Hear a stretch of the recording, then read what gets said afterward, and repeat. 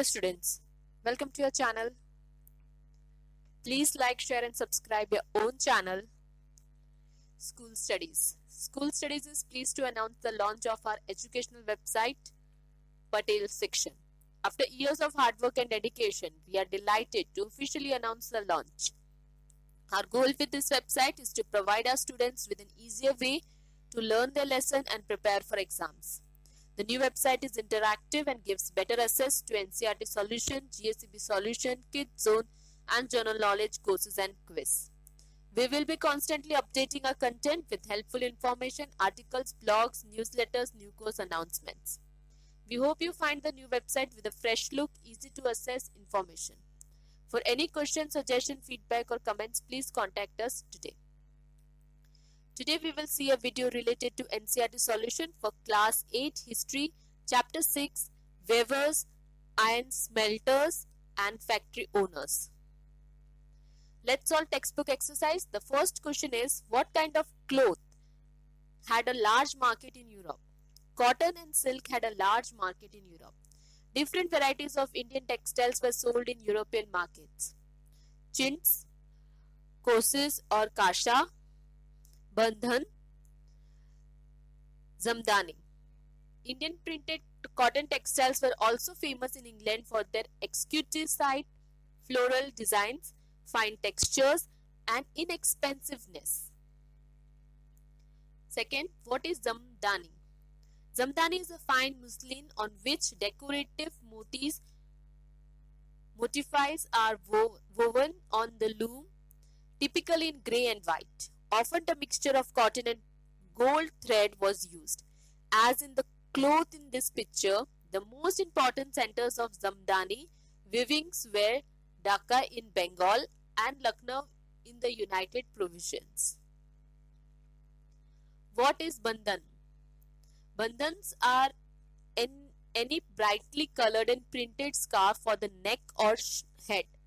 Originally, the term derived from the word bandhan, Hindi for typing, and referred to a variety of brightly colored cloth produced through a method of tying or dyeing.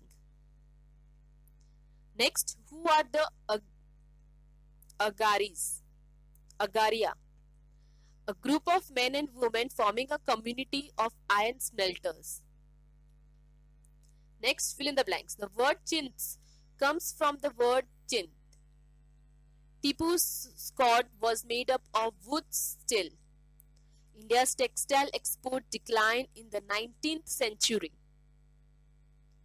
Next question. How do the names of different textiles tell us about their histories? So the different textiles like muslin, chintz, Kaligo and Bandhan have a history to their names. So let's see the history of their names.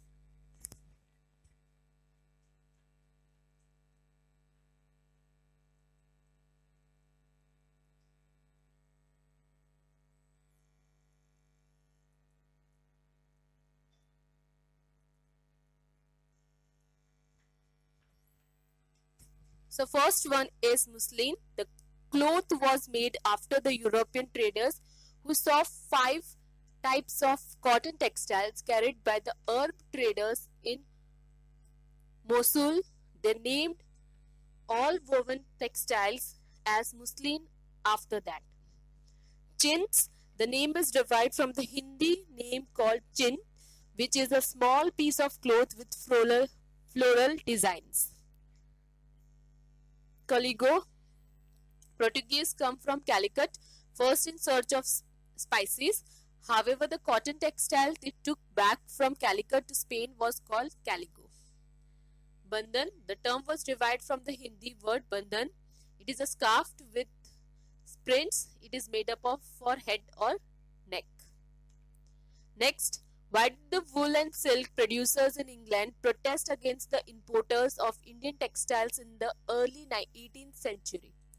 The wool and the silk producers in England protested against the import of Indian textiles in the early 18th century because due to the fame of Indian textiles in the European market owing to their designs and their prices, they were unable to compete with them. The English wool and silk producers wanted a ban on Indian textile so that they could grow in England. Following this, the spinning jenny was also introduced in the European markets. Next, how did the development of cotton industries in Britain affect textile producers in India? There were several challenges for textile producers in India. They had to compete with English cotton industries both in England and in India. British cotton industries expanded, which led to the shrinkage of Indian textile producers. Thousands of Indian textile producers were out of employment because the British took over the market with their industries. Next, why did the Indian iron smelting industry decline in the 19th century? These are the following reasons that led to the decline of iron smelting industry in the 19th century. Indian smelters could not get charcoal due to the forest laws imposed on them. Charcoal is an essential ingredient in the iron smelting process, and the industry could not thrive without its supply. The forest laws banned the movement in the reserved forests. Iron smelters were asked to pay high taxes to the forest authorities. Post 1950s, the English started importing iron from England to India. This discouraged Indian iron smelters from pursuing the same procession. The late 19th century, many famines destroyed dry tracts for iron smelters. Iron industries posed the highest challenge for the local iron smelters who were not able to compete with the big industries. Next question. What problems did the Indian textile industry face in the early years of its development? The problems are given below. Competition. They had to face large British industries who were already present in the market. Export. It was a challenge for them to export to England due to the huge export prices. Failure. English cotton textiles outdid Indian textiles from its parent markets like America, Africa, and Europe. No buyers. Europeans started avoiding the weavers of Bengal and did not buy from them. They made the Bengal weavers the worst hit. Next, what helped Tisco expand steel production during the First World War? The following reason to Tisco's expansion. World War I, the war demanded a huge amount of iron and steel for the production of ammunitions, which was a demand that Britain had to entertain. Indian markets turned to Tisco for rail work to supply iron and steel. Tisco built shells and carriages wheels for World War I. By 1919, the British government started buying 90% of the steel manufactured by the Tisco. So this was chapter 6 of NCERT solution for class 8 history. I hope you like my video. Thanks for watching my video. Thank you. Please leave comment, question or doubts in comment section if you have any, or you can drop a mail to us. You will find my email ID at the end of this video. You can also join us on Facebook page, follow us on Instagram, connect us on LinkedIn or tweet us on Twitter. Thanks for watching my video. Thank you.